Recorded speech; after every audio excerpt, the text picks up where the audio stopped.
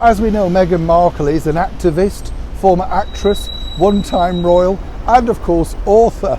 I don't know why I get the giggles when I list these things off. They are quite an accomplishment when you think about it. But for Meghan herself, whatever she seems to do, there is of course the backlash. And some might say that a lot of the things that she does are really her own fault, for want of a better word. As we saw with her recent trip to New York and that letter to Congress, everything that she applies herself to seems to have a double meaning. And then of course, anti-Meghan and Harry people say, well look, they should stop trying to be royal. Now this latest bit of news really has got a lot of people up in arms, including, I am told, one-time member of our British royal family, but as ever, who?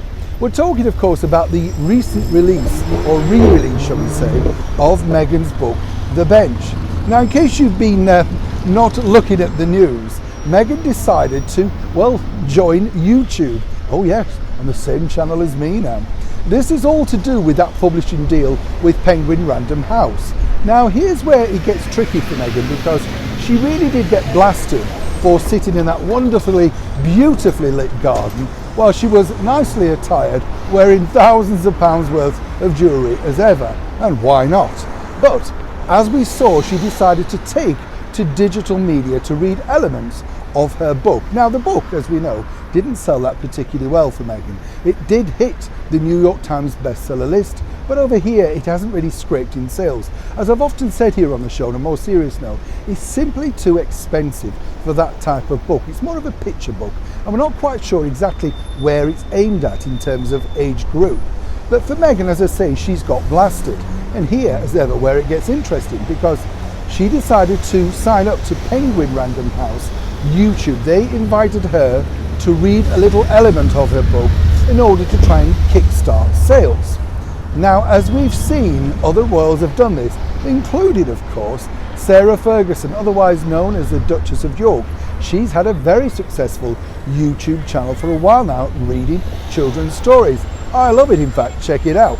But for Meghan, as ever, this has backfired. But more importantly for Penguin Random House, as this monetization of Meghan actually created any more sales so far?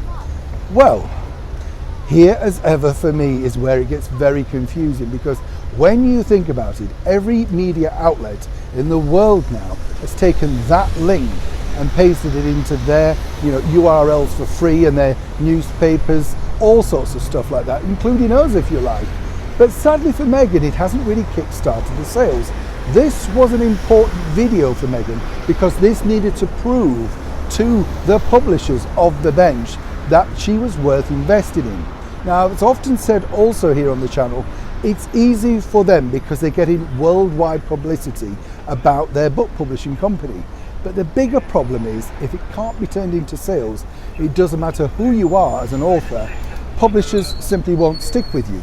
So, unless people get reinvested in The Bench, and the other thing I must point out that's really upset a lot of people over here in the United Kingdom is this. Do you notice, of course, when Meghan decides to introduce herself, she says Meghan, Duchess of Sussex. This, of course, is a woman who claims that, as ever, titles mean nothing. But without that title, Penguin Random House would have simply not signed her, because she would have just been another cable TV actress. Interesting to note, as ever, in Meghan's world, whether this little venture, the latest output from her, can turn things around. As ever, let me know what you think in the comments below. Neil Shawn, Lambeth Bridge, London.